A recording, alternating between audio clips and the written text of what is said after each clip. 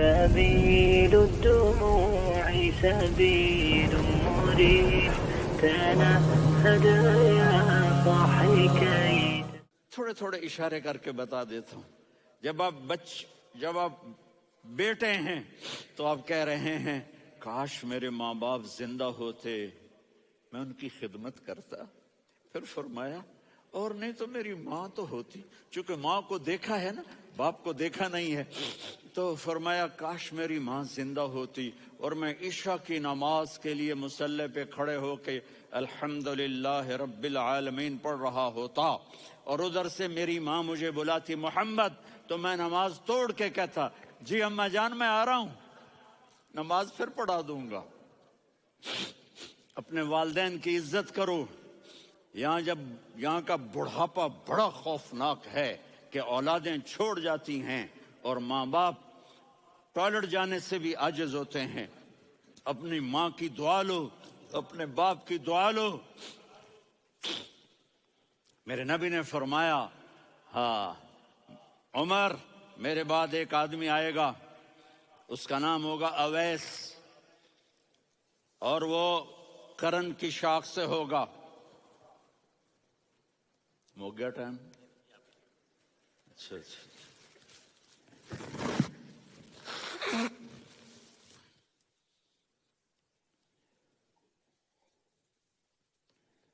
اس سے دعا کرانا، علی آپ بھی، عمر آپ بھی. یا رسول اللہ کس لیے؟ کہ اس نے ماں کی ایسی خدمت کی ہے کہ جب ہاتھ اٹھاتا ہے اللہ اس کے ہاتھ خالی نہیں لوٹاتا.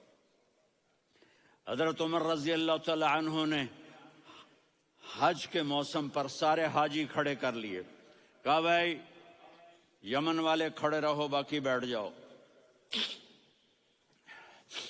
تو بیٹھ گئے. پھر فرمایا کہ یمن والے بیٹھ جاؤ، قرن والے کھڑے رہ جاؤ. تو ایک آدمی کھڑا رہا. کہا تم قرنی ہو؟ کہا جی ہاں. اویس کو جانتے ہو؟ جی میرے بھائی کا بیٹا ہے لیکن تھوڑا پاگل سا ہے، آپ کیوں پوچھ رہے ہیں؟ حضرت عمر نے فرمایا وہ نہیں، تو پاگل ہے. کدھر ہے؟ کہا جی اونٹ چرانے گیا ہے ادھر عرفات کی طرف.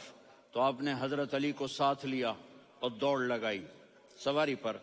دیکھا تو اویس کرنی ایک کیکر کے نیچے نماز پڑھ رہے تھے اور اونٹ چر رہے تھے.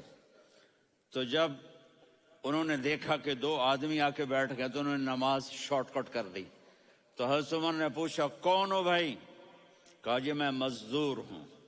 کہا تیرا نام کیا ہے؟ کہا جی اللہ کا بندہ. کہہ رہے بھائی تیری ماں نے تیرا نام کیا رکھا ہے؟ اس نے تو نہ حضرت عمر کو دیکھا تھا نہ علی کو. وہ کہنے لگا بھائی تم کون لوگ ہو میرا انٹرویو کرنے والے؟ یہ تو میں اپنی زبان میں کہہ رہا ہوں.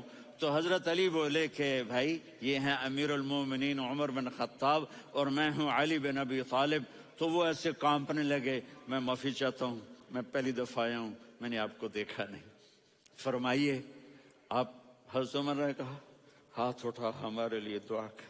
تو وہ رونے لگے. آپ نبی کے صحابی، میں عاجز مسکین، میں دعا کروں؟ میری اوقات ہے میں دعا کروں؟ کہاں ہمیں ہمارے نبی نے فرمایا تھا اویس آئے تو دعا کروانی ہے. عمر اور علی جیسی ہستیوں کو دعا کے لیے کہا جا رہا ہے. پیچھے تہجد ہے؟ نہیں. جہاد ہے؟ نہیں. علم ہے؟ نہیں. نماز ہے؟ نہیں. روزہ ہے؟ نہیں. زکوٰۃ ہے؟ نہیں. خیرات ہے؟ نہیں. کیا ہے؟ ماں کی خدمت، ماں کی خدمت، ماں کی خدمت. میرے نبی نے فرمایا لوگ جنت میں چلیں گے، اویس چلے گا. جب گیٹ پر پہنچے گا تو اللہ کہیں گے اویس کو پیچھے ہٹا دو، باقی اندر چلے جاؤ. تو اویس کرنے ڈر جائیں گے کہ یا اللہ جنت کے دروازے پر مجھے پیچھے ہٹا دیا. تو اللہ کہیں گے پیچھے دیکھو، ویسے پیچھے مڑ کے دیکھیں گے تو لوگوں کا مجمع ہوگا جو جہنم میں جا رہے ہوں گے، ایمان والے، گنہگار مسلمان. تو میرا اللہ کہے گا اویس اپنی انگلی کو پھیرتا جا، جس پر تیری انگلی پڑے گی تیری تو فیل سب کو جنت میں ڈال دوں گا.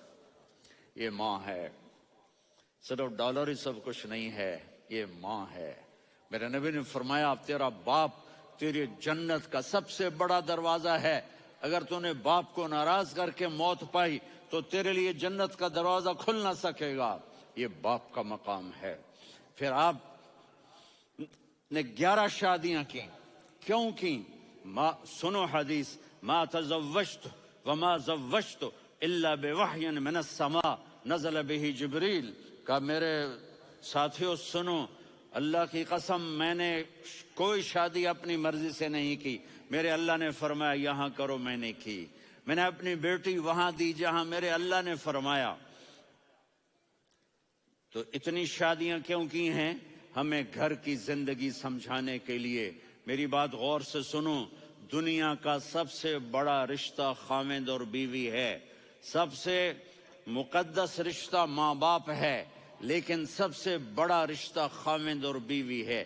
جب یہ ٹوٹ جاتا ہے تو پوری نسل برباد ہو جاتی ہے.